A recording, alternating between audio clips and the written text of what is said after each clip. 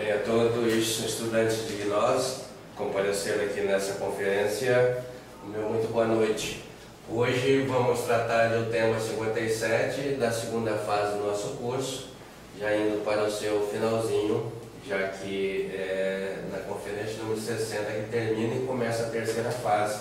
Então são 30 conferências na primeira fase, fase básica, mais o nosso curso de gnose, mais 30 conferências na fase intermediária e mais 30 conferências na fase avançada, que a gente diz. Bom, o sacrifício pela humanidade é o terceiro fator de revolução da consciência. Então, para a gente falar do terceiro fator, primeiro nós temos que falar de todos os fatores. Então, vamos falar aqui de fatores. A gente costuma chamar assim os três fatores de revolução da consciência. Faz uma abreviação, né? Então, abreviando. Três fatores de revolução da consciência.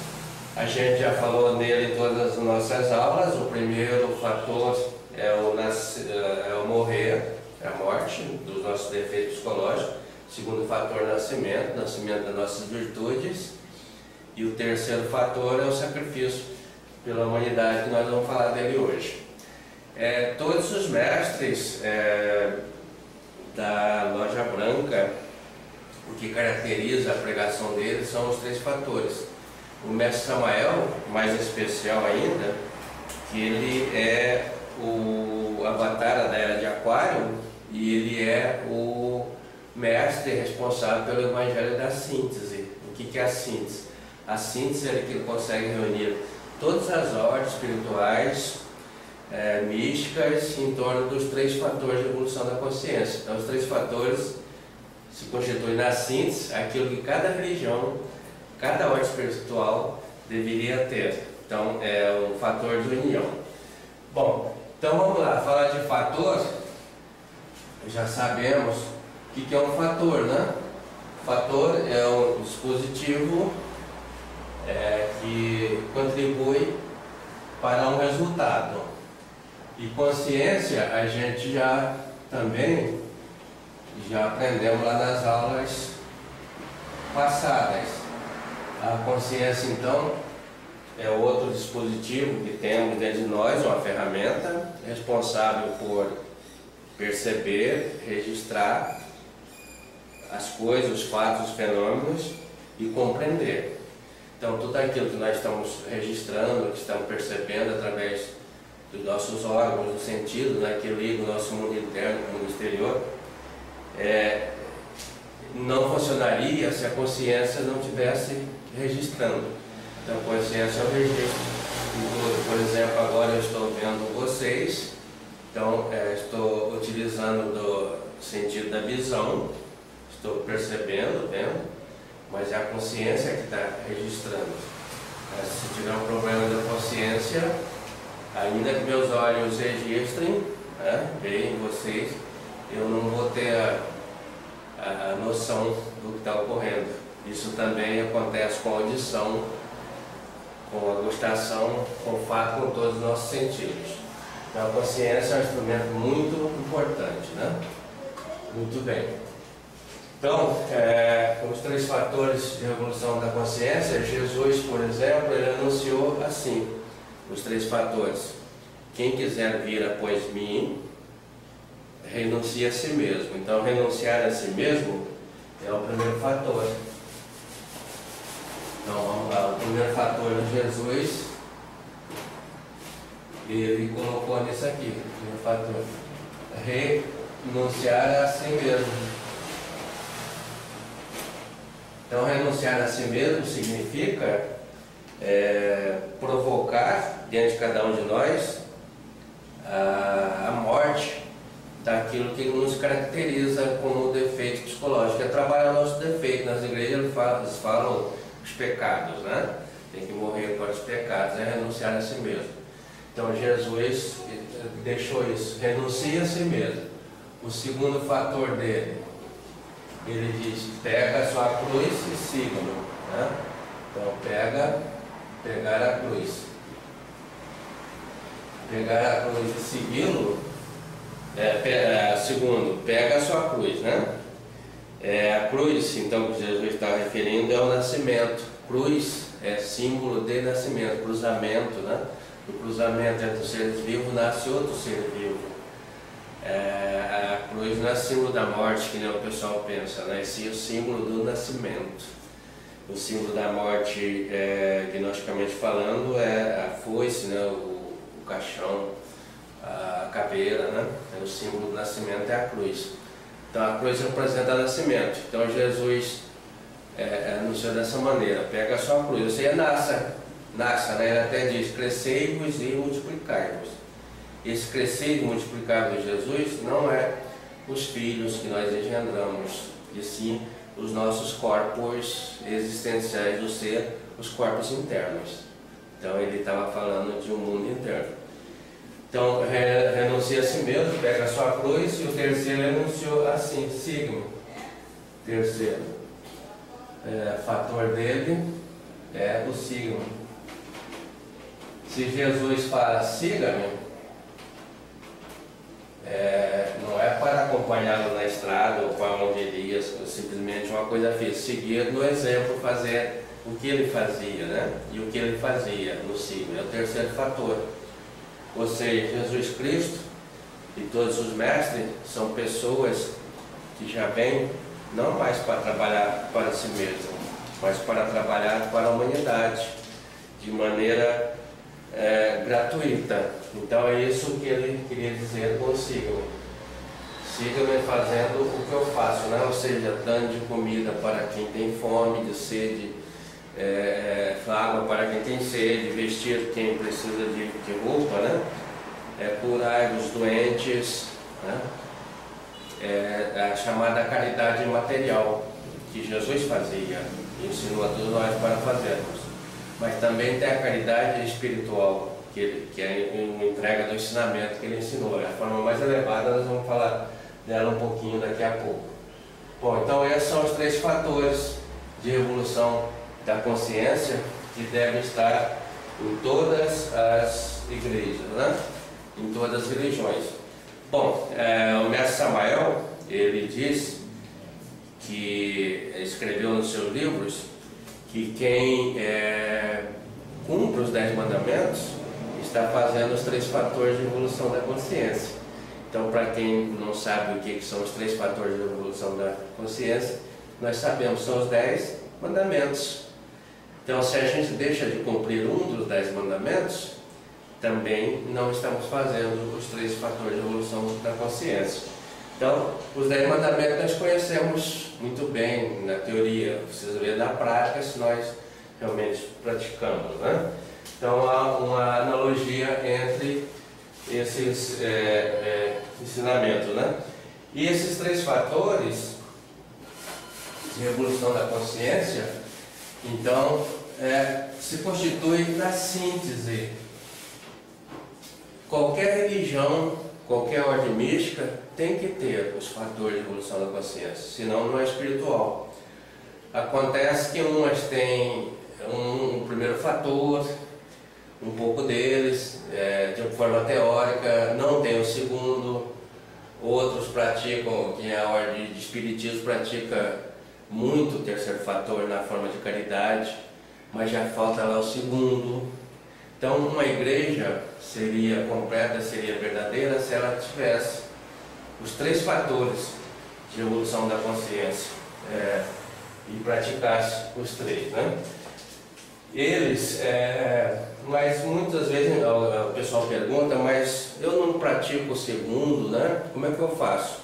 Ou eu só não posso praticar o terceiro, o primeiro? Então, o mestre responde essa pergunta da seguinte maneira: quem pode praticar os três fatores de evolução da consciência e pratica, tem o seu mérito. Tem o demérito se não praticar. Eu posso praticar 3 e eu só pratico 1, então eu estou devendo 2. Ou eu posso praticar 3, pratico 2, estou devendo 1. Mas tem gente que não tem o seu parceiro, já tem alguma dificuldade, né, do ponto de vista de sexologia, então não vai poder praticar o segundo. Aí ele diz: quem pode praticar só o primeiro e pratica, Tem o método como se estivesse praticando os três.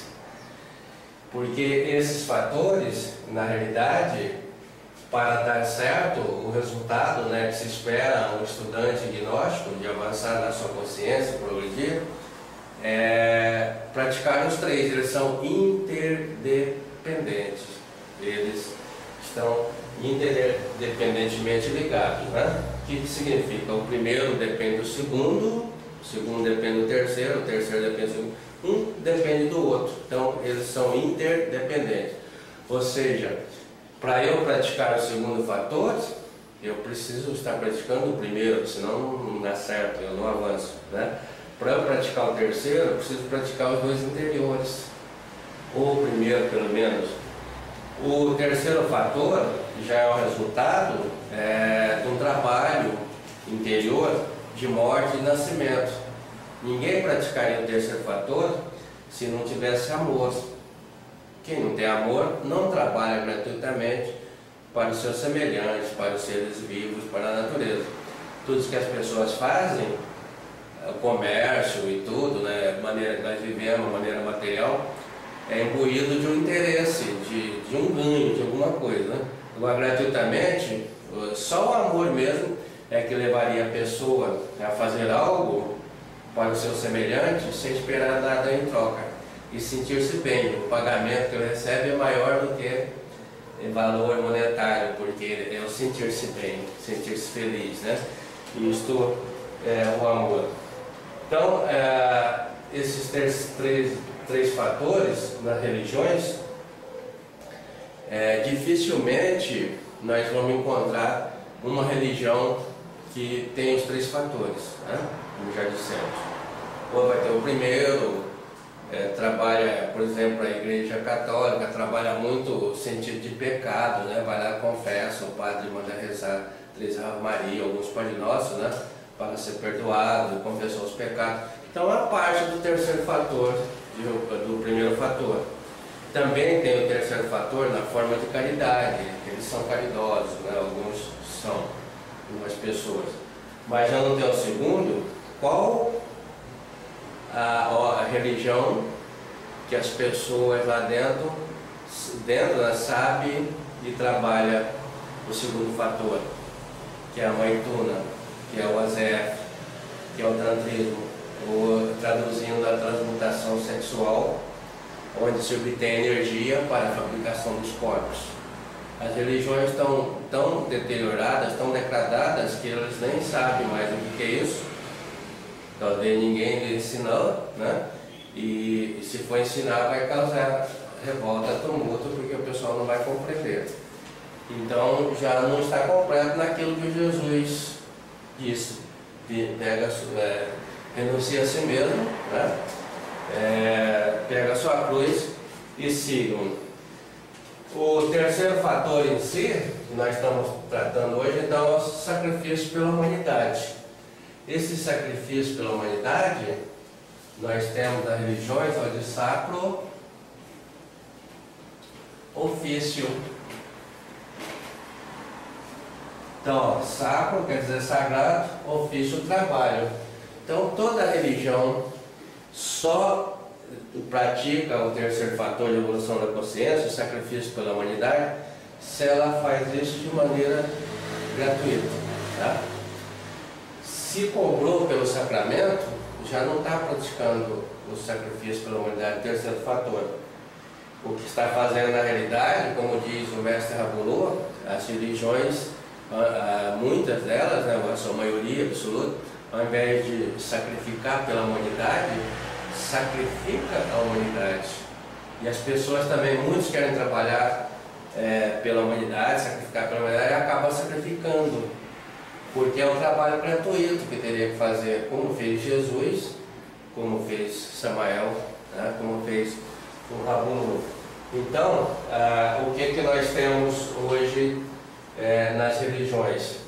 Se cobra pelos sacramentos, cobra tanto para dizer uma missa, para celebrar um culto, se cobra para fazer um batismo, né? Muito se cobra até para dar uma extrema unção, né? E então, engraçado que todas elas se diz cristã, seguidora do Cristo. E Jesus não fez isso, né? Pelo contrário, ele deu um mandamento: tudo aquilo que recebeis de graça, dai de graça, né?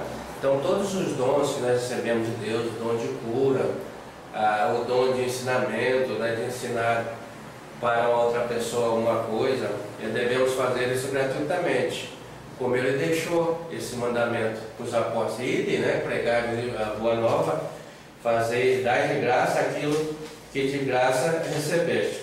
Mas há nas religiões um comércio, né, uma mercadologia, até fala em indústria de Jesus, produz objetos, produz livros, produz CDs, é uma verdadeira máquina de venda, né?